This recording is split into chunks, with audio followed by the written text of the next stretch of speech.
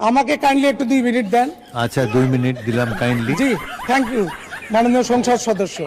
আমার মাননীয় speaker, sorry মাননীয় স্পিকার, আমাকে 2 মিনিট সময় দেওয়ার জন্য। আমাকে বর্তমানে কার্টুন দেখতে যতটা মজার তার চাইতেও বেশি মজার এখন সংসদ অধিবেশন দেখা। অবদানের জন্য এই সম্মাননা দেওয়া প্রজন্মের পর প্রজন্ম পৌঁছে দিতে হবে। মানুষের মানবিক কিংবা যৌমদানের সম্ভাব্যতা যাচাই জাতীয় কাজী নজরুল ইসলাম চূড়ান্ত প্রমাণ মিলেছে।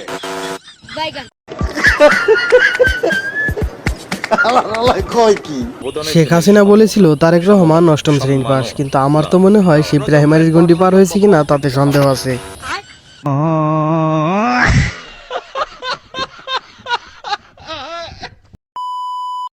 হ্যালো এভরিওয়ান, অস্থির বাঙালির আরো একটি মজার পর্বে আপনাকে স্বাগতম। আজকের ভিডিওতে আমরা আলোচনা করব বাংলাদেশের জাতীয় সংসদের এমন কিছু মজার ব্যতিক্রমী আলোচিত মুহূর্ত এবং কিছু রাজনৈতিক বক্তব্য যা কখনো কখনো হাসির খোরাক হয়েছে, আবার কখনো সামাজিক যোগাযোগ মাধ্যমে ব্যাপক আলোচনার জন্ম দিয়েছে। সংসদ শুধু আইন প্রণয়নের জায়গায় নয়, মাঝে মাঝে সেখানে ঘটে যাওয়া কিছু ঘটনা মানুষের কাছে বিনোদনের বিষয় হয়ে উঠেছে। চলুন দেখে নেওয়া যাক সেই আলোচিত মুহূর্তগুলা।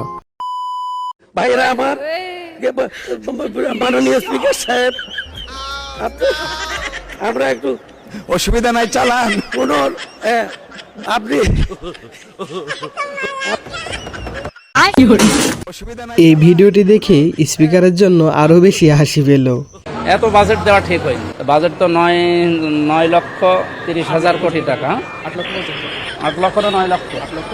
8,50,000 কোটি। কেউ বলছে 9,30,000 কোটি। দেখলাম তো আমার বাজেটের বই আছে বা যতটুকু লেখাপড়া বা বাস্তবতা যা দেখছি, আমার মনে হয় আরো অন্তত 600 হলে ভালো হতো। 600 কোটি টাকা হলে ভালো হতো। 6,000 কোটি, 9,000 কোটি তো অনেক বেশি হয়ে গেছে। আমি এখনো পড়াশোনা শেষ করিনি, শয়তানের সব ভেতরে আয় বেশি হয়ে গিয়েছে, কারণ এই লক্ষ্যমাত্রা পূরণ হওয়া সম্ভব। তোর মাথা নষ্ট। আমির হামজা হুজুর নাড়াচাড়া করে 1000 টাকা, আর তাকে দিয়েছেন কোটি টাকার হিসাব। হিসাবে তো একটু গোলমাল হবেই। পদ্মা ব্রিজের কাজও খালেদা জিয়া শুরু করেছিলেন।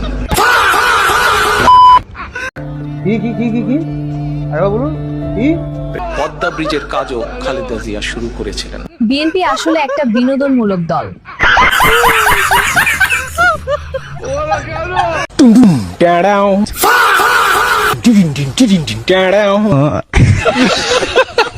मतलब वो अलग ही लेवल का बंदा था, मगर लाडले। এমপি মহোদয় মনে হয় রাত্রে টি20 ম্যাচ খেলেছে, তাই সংসদে গিয়ে ঘুমিয়ে পড়েছে। মিয়া আপনারাও আছেন, শুধু পাদে পাদে গিট মারেন। লিফটের সামনে দাঁড়িয়ে আছি, লিফট আসবে। 2-3টা লিফট, খুব বড় যে হোটেল ছিল নর্থে।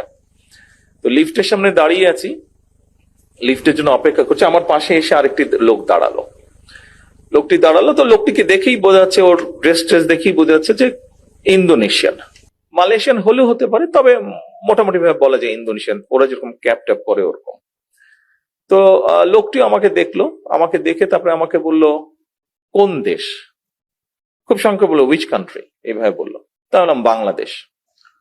লোকটা 2 সেকেন্ডের মধ্যে আমাকে বললো ও বাংলাদেশ জিনিসটা রেকগনাইজ ওভাবে করলো না, কিন্তু ওর সাথে সাথে বললো ও জিয়াউর রহমান। এর প্রতিভা আছে বলতে হবে, গুছিয়ে সত্য কথা বলতে না পারলেও মিথ্যা কথা ঠিকই বলতে পারে। বন্ধু সাথীরা, মাপ চাই। মানে স্পিকার, আমি আপনাদের কাছে মাপ চাই।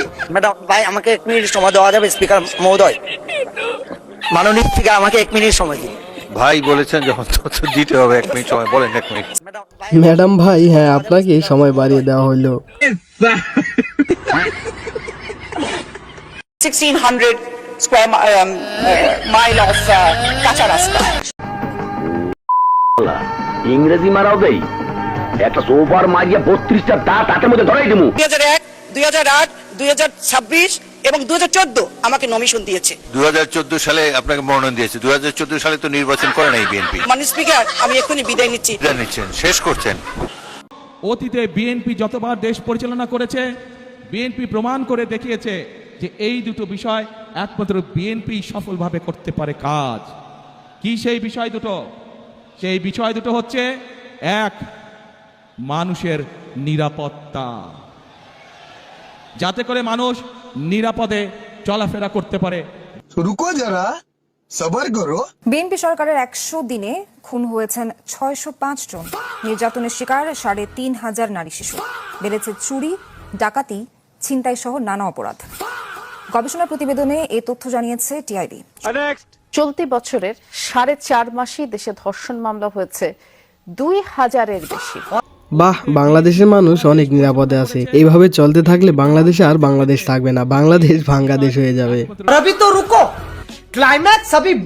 অতীতে প্রমাণ করেছে একমাত্র বিএনপির পক্ষেই সম্ভব সেই বিষয়টিকে নিয়ন্ত্রণ করা, এবং সেটি হলো দুর্নীতি।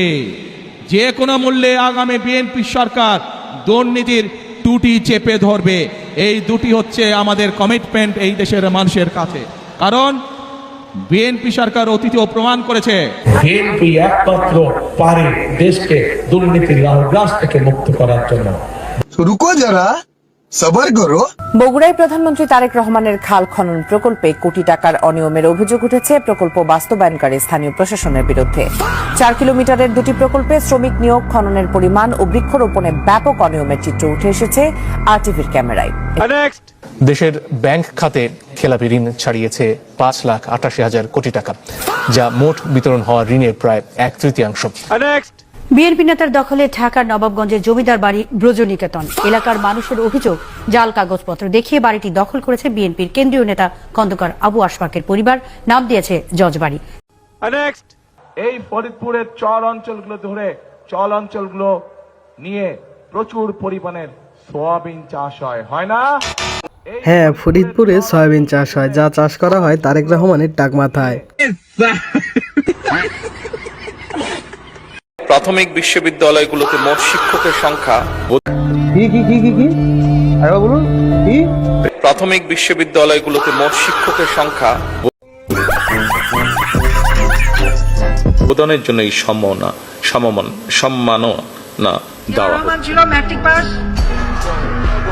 খালেদা জিয়া ম্যাট্রিক ফেল, আর তার ছেলে কয়েকবার বিভিন্ন স্কুল থেকে এক্সপেল হয়ে শেষে শোনা যায় কোন এক অখ্যাত জায়গা থেকে নাকি তার সার্টিফিকেট জোগাড় করেছে, কিন্তু কে পাস করেছে তা কেউ বলতে পারে না।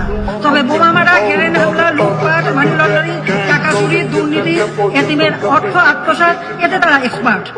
এগুলিতে তারা খুব ভালো পারে। সেই জন্য বাংলাদেশের মানুষ লেখাপড়া শিখবে, উন্নত হবে, এটা তারা চায় না। আমি যতটুকু শুনেছি, শহীদ প্রেসিডেন্ট জিয়াউর রহমানের ছেলে তারেক রহমান প্রাথমিক বিশ্ববিদ্যালয়ের 8ম শ্রেণী পাস। আমরা চাই অধিকার, অধিকার, অধিকার। জয় বাংলা।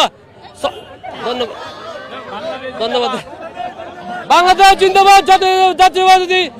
জাতীয়বাদী দল বিএনপি জিন্দাবাদ।